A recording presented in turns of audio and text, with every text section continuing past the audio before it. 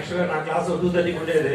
M-book అంటే చాలా important కాబట్టి చెప్పాలని అని లాస్ట్కి వచ్చేసింది. అని మీరు మా నుంచి ఉన్న క్లాస్ అంతా కూడా ఫస్ట్ ఆఫ్ ఆల్ నా పేరు జయరాము. నేను ఇప్పుడు నవీన్ సార్ వచ్చారు కదా, సార్ ఓఎస్డీ నేను ఎల్ఏ use to work as PD Visakhapatnam. So మనము మన నుంచి వెళ్ళినంతా కూడా మీరు అవగాహన కోసం, స్కీమ్ అవగాహన కోసం, ఎలిజిబిలిటీ కండిషన్స్ ఏంటి, ఎలా చేయాలి అవన్నీ కూడా మీరు అవగాహన కోసం ఉండాలి. అని ఎంబుకు ఈ రికార్డింగ్ తెలిసినప్పటికీ మనం చేయాల్సిన పని అంటే మీరు ఇంజనీరింగ్ అసిస్టెంట్, మెయిన్ రోజు ఎంబుక్ రికార్డింగ్, స్టాక్ మెయింటెనెన్స్ ఇవన్నీ కూడా ఉంది మీకు. సో ఈ ఎంబుక్ గురించి మాత్రము జాగ్రత్తగా అంటే యాక్చువల్గా కొంచెం డీటెయిల్గా చెప్పాలి కానీ ఇప్పటికీ మీరు కూడా బాగా విసిగిపోయి ఉన్నారు. సో కాబట్టి టూగా చెప్తాను, డౌట్స్ ఉంటే మాత్రం అడగండి. అవి డైరెక్ట్ క్లోజ్ నుంచి హాఫ్ అన్ అవర్. అంటే ఫస్ట్ ఆఫ్ ఆల్ మీరందరూ కొన్ని గుర్తుపెట్టుకోవాలండి. మాకంతా 34 years సర్వీస్ నాకు. I join in 1985. Sir join in 1983. ఆ సార్ కూడా 1982 జాయిన్ అయ్యారు. సో ఈ ఏజ్లో మేము ఇంత ఓపిక ఉన్నప్పుడు మీరంతా కొత్త పిల్లలు. మా కొడుకు కన్నా తక్కువ వయసు ఉంది మీకు అందరికి, అర్థమైంది కదా. సర్దార్ పాపడ ఒక డైలాగ్ ఉంది, నా సర్వీస్ ఎంత, సో అది కదా. సో మనము అంటే మీరు బయట జాబ్ లో చేసినప్పుడు ఏదో గవర్నమెంట్ డిపార్ట్మెంట్ ఏదో కూర్చుని సినిమా స్కూల్ అంటే చెదరేస్తారు, అనుకోంటారు. That is not the case. ఓకేనా? మేము 85 లో కూడా ఇలాగే జాబ్ చేస్తున్నాము, ఈరోజు కూడా ఇలాగే జాబ్ చేస్తున్నాము. అర్థమైంది కదా. సో ఫస్ట్ ఆఫ్ ఆల్ మీరందరూ కూడా గ్రామ సెక్రటరీలో సీఎం గారు చాలా మహోన్నతమైన ఆశయంతో ఎవరికి రూపాయలు లంచం ఇవ్వకుండా, నేను కూడా పీడీ విశాఖపట్నం ఉన్నప్పుడు ఐ వాజ్ ఇన్ఛార్జ్ ఫర్ ఒక సెక్టర్. మీ ఎగ్జామ్స్ అంటే మనం కూడా కండక్ట్ చేశాం. సో చాలా సిన్సియర్ బెల్ట్ మీద వచ్చారు. సో కాబట్టి మీరందరూ కూడా సర్వీస్ మోటివ్తో ఎంతమంది సహాయం చేయగలిగితే మీరు మనకు కొంత బాగుంటుంది. మేము 85 ఇల్లు కట్టించినప్పుడు లబ్ధిదారు మా కాళ్ళని ఎప్పటికి ముఖ్యవాళ్ళు, నాటి జోక్ సార్లు కూడా చూస్తుంది. సో అంత వాల్యూ ఇచ్చేవాళ్ళు. సో మనం సిన్సియర్గా ఆనెస్ట్గా సర్వీస్ చేస్తే ఖచ్చితంగా పేద ప్రజలు ఎవడన్నా మన ద్వారా మీకు ఇప్పటికే మీకు అనుభవిస్తుంటారు. నిజంగా వాడు సహాయం చేస్తే వాడి జీవితాన్ని మనం గుర్తుపెట్టుకుంటాడు. ఎందుకంటే ఆఫీస్ చుట్టూ తిరిగి విసిగి రాసారిపోయి వాడు ఎవడో తెలియదు, ఎవరు నడుపుకో తెలియదు. సో మంచి వ్యవస్థ వచ్చింది మనకు, మండల వ్యవస్థ ఒకటి మంచి వ్యవస్థ మా స్టేట్ వచ్చింది. దాంతో రెవల్యూషన్ చెప్పండి, ఇది గ్రామ వ్యవస్థ. మేము కూడా ఫస్ట్ అనుకున్నాం 13 మంది పెట్టి ఏం చేస్తాం, వీళ్ళంతా టైంపాస్ చేస్తారేమో అనుకున్నాం. కానీ మీకు ఏదో తెలుసు, మీరు ఎంత హార్డ్ వర్క్ చేస్తున్నారో, శాలరీ తక్కువైనా ఆటోమేటిక్గా ఇవన్నీ కూడా మీకు. ఎందుకంటే నేను విశాఖపట్నంలో I was a constituency special officer for Chodavaram. So సచివాలయ ఇన్స్పెక్షన్ చేయడము ఇవన్నీ కూడా మొత్తం తెలుసు. సో ఇప్పుడు రైతు భరోసా కేంద్రాలు కానీ, నేను ఇక్కడ జస్ట్ వచ్చి 1 week అయింది ఇక్కడ ఓఎస్డీగా. అక్కడ రైతు భరోసా కేంద్రాలు కానీ, వెల్నెస్ సెంటర్స్ కానీ, మనకు ఇప్పుడు కొత్తగా వచ్చిన మిల్క్ కలెక్షన్ సెంటర్స్ కానీ, ఇవన్నీ కూడా I'm SC incharge TR for Visakhapatnam division. ఎందుకంటే డివైడ్ చేశారు. సో ఆల్రెడీ ఇంజనీరింగ్ అసిస్టెంట్స్ అందరూ కూడా విశాఖపట్నంలో కూడా 70% మెకానికల్ పెట్టుకుని ఉంటారు. సో చాలా మంది కూడా ఓరియంటేషన్ కూడా జరిగింది. సో నా ఎక్స్పెక్టేషన్ ప్రకారం మీరు కూడా already PR department M-book recording engineering assistants divide చేశారు. ఎంతమంది ఇందుకు ఎంబుక్ రికార్డ్ చేశారు చదివేద్దాం సార్. సో ఇంకా చాలా మంది చేయలేదంటే సో ఇది కానీ కరెక్ట్. ఎందుకంటే మనకు సీఎం పేజ్ నుంచి ప్రవీణ్ ప్రకాష్ గారు తెలుసా మీకు, స్పెషల్ సెక్రటరీ, సీఎం గారికి స్పెషల్ సెక్రటరీ.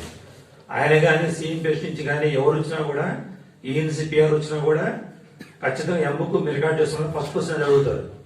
మీరు రికార్డ్ చేయట్లేదు, అది చేయట్లేదు మాత్రము you will be soup. So ప్రభుత్వం ఒక డైరెక్షన్ ఇచ్చినప్పుడు దాన్ని ఖచ్చితంగా అందరూ ఫాలో కావాలి.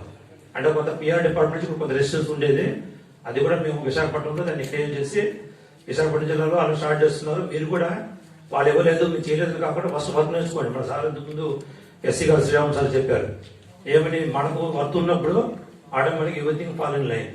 మనకు వర్త్ లేనప్పుడు ఎవరు మనకు క్యాచ్ చేయడు. So this bottom line I will start my presentation.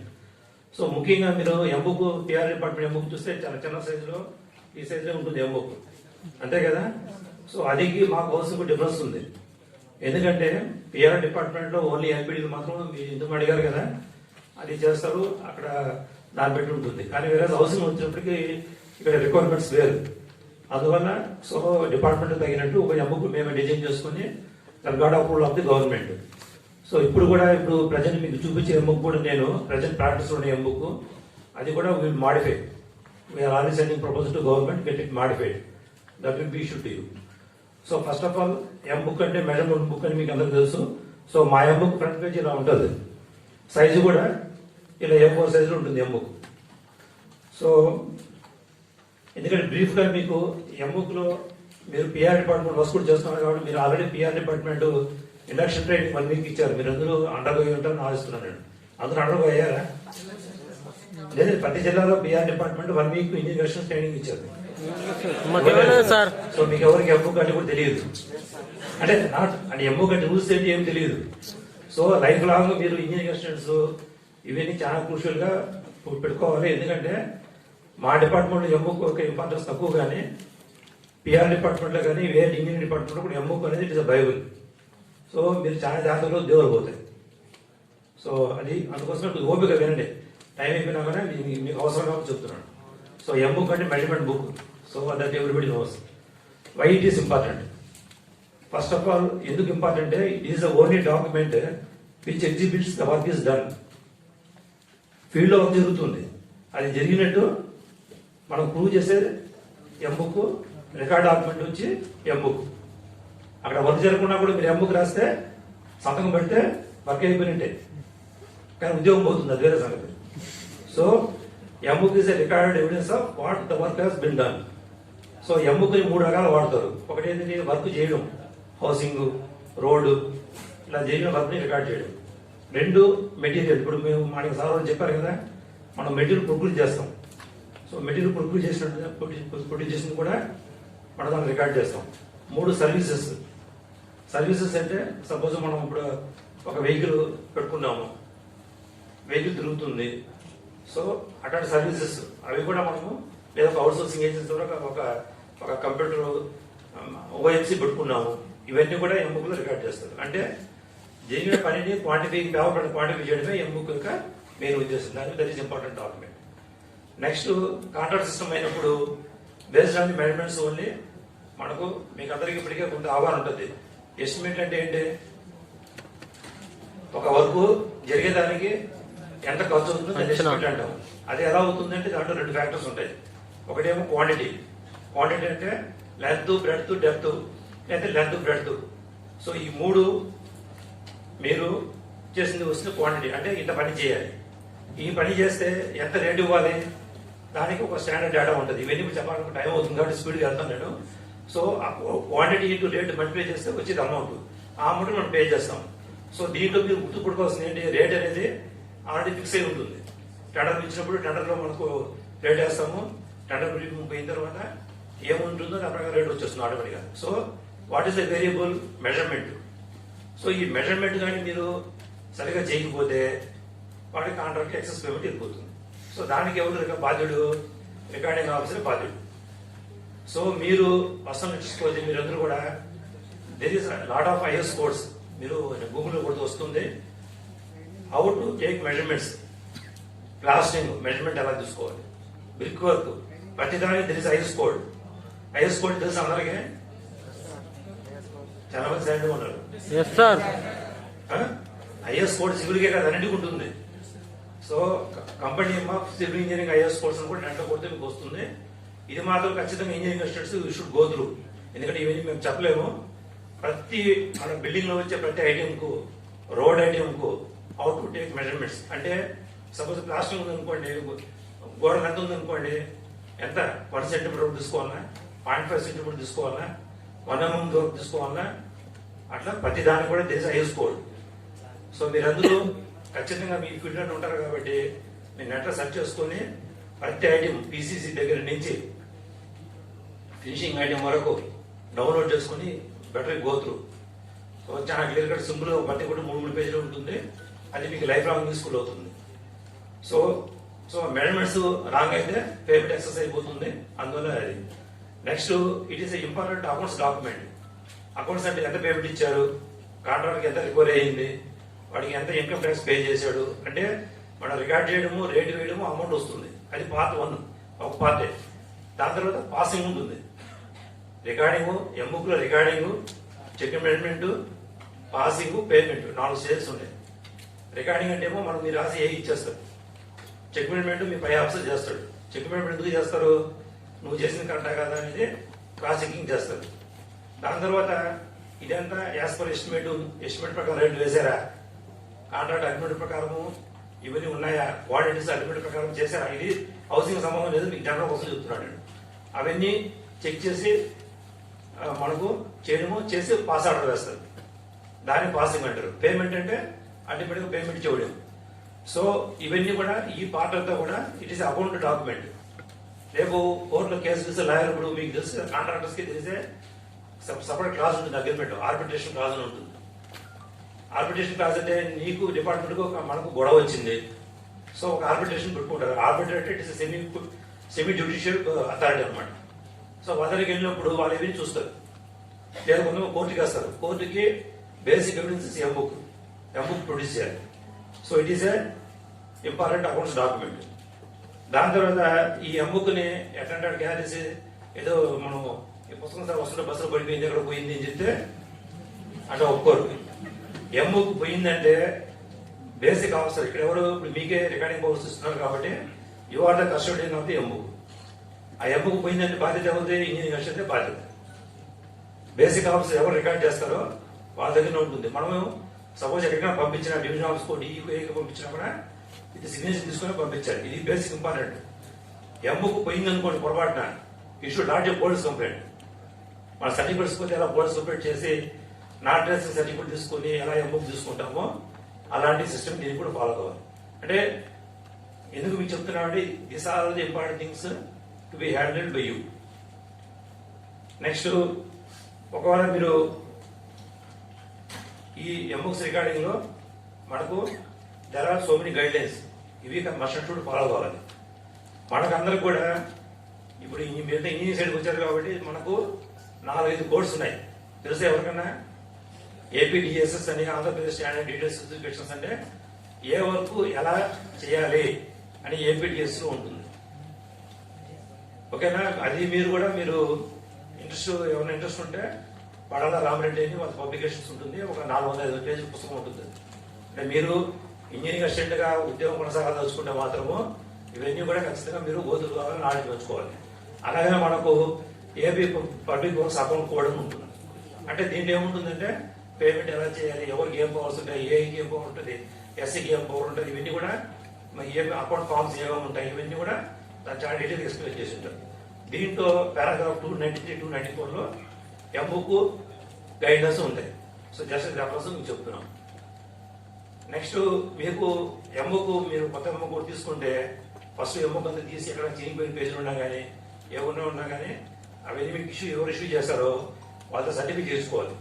అలాంటి పేజ్ నెంబర్ టర్న్ అవుట్ అయింది. ఎందుకంటే ఇవన్నీ చాలా ఇంపార్టెంట్ ఇష్యూస్. సో టైం అయింది కాబట్టి నేను జస్ట్ స్క్రిప్ట్ లో అవుతాను. దాని తర్వాత మనం రాసే వర్క్ కూడా చూస్తానే ఏ వర్క్ అని చెప్పి ఐడెంటిఫికేషన్ యాస్పిరేషన్ పెట్టి మనము ఎంబుక్ లో రాయాలి. దాని తర్వాత ఎంబుక్ లో ఇంకుతో తప్ప పెన్సిల్తో కానీ ఇదేంతో కానీ రాయకూడదు. ఓన్లీ ఇంకుతోనే వాడు. ఇంక్ అంటే బాల్ పెన్ ప్రజెంట్. అప్పుడు పూర్వకాలం ఇంకంటే ఆ ఇంకు ఓన్లీ బాల్ పెన్తోనే మనం రాయాలి. ఇంకు పెన్ కూడా రాయొచ్చు కానీ ఇప్పుడు ఇంకు పెన్ నీళ్ళు పోసిపోతుంది కాబట్టి ఓన్లీ బాల్ పెన్తో రాయాలి. నెక్స్ట్ ఎందుకు బాల్ పెన్తో రాయాలంటే అది రాసి ఒకసారి చెప్తే ఇంకా జరగదు. అదే పెన్సిల్ తెస్తే రాసి చేరిపోతుంది కాబట్టి you should use only ink pen. దాని తర్వాత ఈ ఎంబుక్ ఎవరంటే వాడు రాయకూడదు. అర్థమైంది కదా? సో ఎంబుక్ ఎవరంటే బేసిక్ గా మనకు ఏఈ కాడలో రాస్తారు. ఇక్కడ మీకు ఇక్కడ ఏమిచ్చారు చూడండి. Executive engineer, deputy executive engineer, assistant engineer are by executive subordinates specially authorised to whom measurement books have been separate for the purpose. మీరు ఈ కేటగిరీలోకి వస్తారు. ఎగ్జిక్యూటివ్ సబార్డినేట్స్ మీకు ఇప్పుడు గవర్నమెంట్ ఆథరైజ్ చేసింది. సో దీనిలోకి వస్తారు. సో వీళ్ళ ఎంబుక్లు రాయాలి. సో ఈరు ఎంబుక్స్ ఎప్పుడు రాయరు. అది ఎక్స్ట్రాడినరీ కేసెస్ లో రాస్తారు. దాని తర్వాత ఎంబుక్ లో రాసినప్పుడు ప్రతి లైన్ కూడా క్లియర్ గా తెలియాలి. ఎందుకంటే లెంత్ ఇప్పుడు మామూలుగా మనం ఎలిజిబుల్ గా రాస్తే ఎవరికి అర్థం కాదు. దానివల్ల మీరు 5.0 రాశారు అనుకోండి, 50 అయిపోయింది అనుకోండి, ఒక్కసారిగా లేకుండా పంపులు మునిగిపోతాయి. అర్థమైంది కదా? చుక్కపడ్డా సరే పెద్ద గుచ్చారంటే అది చాలా ఇంపార్టెంట్. ముఖ్యంగా మీరు ఆర్బీకేలు ఇవి చేస్తున్నారు కాబట్టి నేను ఇప్పుడు చెప్తున్నాను, ఇప్పుడు కొత్తగా రోడ్ హౌస్ కూడా శాంక్షన్ అయ్యింది కదా తెలుసా. 10 కాన్స్టిట్యూన్సీ 11 రోడ్ హౌస్లు ఇచ్చారు. వాటన్నిటి కూడా చాలా మెజర్మెంట్ రోడ్లు అయితే చాలా థిక్నెస్ మీరు 20 mm అనుకోండి. మీరు పక్కన చుక్క సరిగ్గా పట్టకపోతే 2 mm అయిపోతే కొంచెం వెళ్ళిపోతుంది, పేమెంట్ ఎక్కడికి వెళ్ళిపోతుంది. అర్థమైంది కదా. అందుకని చాలా జాగ్రత్తగా చూసుకోవాలి. నెక్స్ట్ ఒకసారి మెజర్మెంట్ రాసిన తర్వాత కంపల్సరీగా సిగ్నేచర్ చేయాలి, డేట్ చేయాలి, డెసిగ్నేషన్ రాయాలి. ఎందుకంటే కోవిడ్కి ఇక్కడికి వెళ్ళి వదిలేశారు అనుకోండి, ఎవరు రాసాడు book. So it is a must and should. అట్లాగే కాంట్రాక్టర్ వర్క్ అయినప్పుడు యాక్సెప్టెడ్ మెజర్మెంట్స్ అని కాంట్రాక్టర్ సంతకం తీసుకోవాలి. అర్థమైంది కదా. అప్పుడే మనం బిల్ ప్రాసెస్ చేస్తుంది. ఇప్పుడు రైతు భరోసా కేంద్రాలు వాటిలో రికార్డ్ చేసిన వాళ్ళు ఎవరితో సంతకం తీసుకుంటున్నారు? Special officer. ఏమా స్పెషల్ ఆఫీసర్ ఎవరు ఏం చెప్పి చెప్పట్లేదు, సౌండే లేదు. Special officer sir. Panchayati special officer మనకు ఎగ్జిక్యూటివ్ ఏజెన్సీ అఫిషియల్ గా అనఫిషియల్ గా ఎవరో లీడర్ చేస్తున్నాడు అక్కడ. సో పంచాయతీ స్పెషల్ ఆఫీసర్ సంతకం తీసుకోవాలి. అమ్ముకులో తీసుకుంటారు లేదు నాకు తెలియదు, ఎందుకంటే అతనే మనకు కాంట్రాక్టర్. సో నెక్స్ట్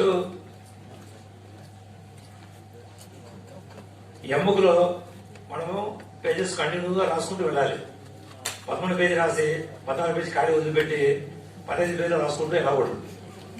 ఎందుకని ఎమ్ముక్ అనేది ప్రోగ్రెస్ యాక్చువల్ ఫీల్డ్ ఏం జరుగుతుందో అదే రిఫ్లెక్ట్ ఎమ్ముక్ చెప్తే ఫస్ట్ ఎంతవరకు ఉంటుంది, పీసెస్ ఉంటుంది, నెక్స్ట్ లిపిం ఉంటుంది, అదే ఆర్డర్లో ఉంటుంది. మధ్యలో పేజీ వదిలేసామనుకో అక్కడ నువ్వు ఏమైనా రాసుకోవచ్చు. అర్థమైంది కదా. ఇంకోటి మన పైన చెక్ మెయింటెనెన్స్ ఆఫీసరు ఏం రాస్తారు, ఇన్షియల్ చేసిన తర్వాత చెక్ మెథడ్ ఫ్రమ్ పేజ్ 22, 24 అని రాస్తారు లాస్ట్.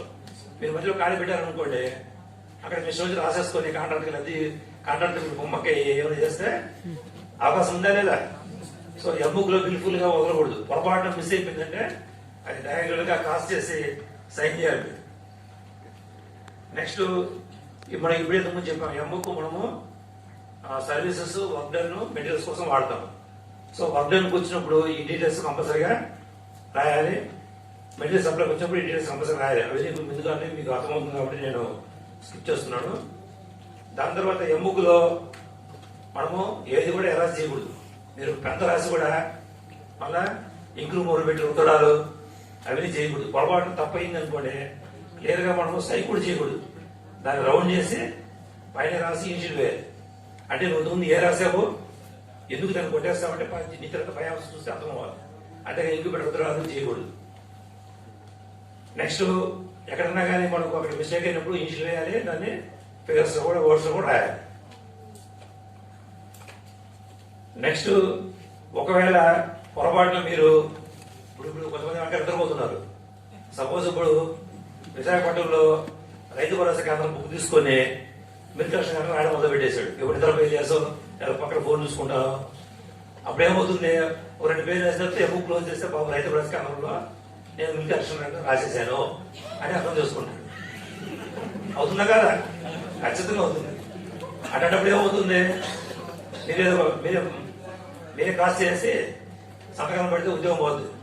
మీరేం చేయాలి, నెక్స్ట్ మీ పై ఆఫీసరు మీకు ఏ కాదు డి గారి దగ్గర ఇది మీరు ఆర్డర్ తీసుకోవాలి. అబ్బాయి పొరపాటు ఇది మిస్ అయిపోయింది అని దానికి ఒక పుస్సింగ్ ఇస్తాడు డి గారు. ఆ పుస్సింగ్ పెట్టి ఆ పుస్సింగ్ నెంబర్ కోడ్ చేసి అది కూడా ఆయనే క్రాస్ చేసి సంతకం చేస్తాడు. అంటే మీరు అంటే చూసుకోండి, సీరియస్గా చూసుకోండి. అది నేను చెప్తున్నాం. నెక్స్ట్ ప్రీ మెయింటెనెన్స్, ఇది చాలా ఇంపార్టెంట్ ఇంజనీరింగ్ లో. ప్రీ మెయింటెనెన్స్ అంటే కొన్ని మనం చూస్తే కనబడేవన్నీ కూడా ఎప్పటికప్పుడు ఏమైనా కొలుచుకోవచ్చు. కొన్ని మనము పని చేసినంత కనబడదు. ఎగ్జాంపుల్ స్టీలు, స్లాబ్లో స్టీల్ కనిపిస్తుందా? అసలు కనబడదా? సో ఫిజికల్ గా మన కంటికి కనబడదు. కానీ ఇప్పుడు కొత్తగా స్కానర్స్ వచ్చింది. ఎన్ఫోర్స్మెంట్ ఎక్కడ ఉంది, ఏమిటి క్వాలిటీ కంట్రోల్ మొత్తం చూస్తారు. ఎక్కడ ఏమి ఎన్ఫోర్స్మెంట్ ఉంది, ఎంత స్పేసింగ్ ఉంది, ఎంత డయామీటర్ ఉంది కూడా మొత్తం చూస్తారు క్వాలిటీ కంట్రోల్. సో అట్లాంటివి రీచార్జ్ కదా, జింగిల్ క్లియరెన్స్, డిస్మాండింగ్ చేస్తాం, తీసుకెళ్ళి పడేస్తాం. సో ఏదైనా బిల్డింగ్ డిస్మాండింగ్ చేయాలనుకోండి ముందు ఆ కొత్తని రికార్డ్ చేసుకోవాలి. సో అవి ప్రీ మెయింటెనెన్స్ అంటారు. సో ప్రీ మెయింటెనెన్స్ ఏ సందర్భాలు తీసుకోవాలంటే మనం ఒకసారి వర్క్ చేసిన తర్వాత మనకి అన్ని మనకు కనబడదు, వాటి కూడా పిన్ పర్మిషన్ తీసుకోవాలి. నెక్స్ట్ ఇప్పుడు చెప్పాను, copying into MBs from notebook or other source strictly prohibited. As per rule మన ఎంబుక్ అని తీసుకెళ్లి సైడ్ లో వెళ్ళాలి, కొలవాలి, అక్కడే రాయాలి, అది రూల్. దాని తర్వాత amendments from 1 page to 1 page of MB should not be copy to another. ఎందుకంటే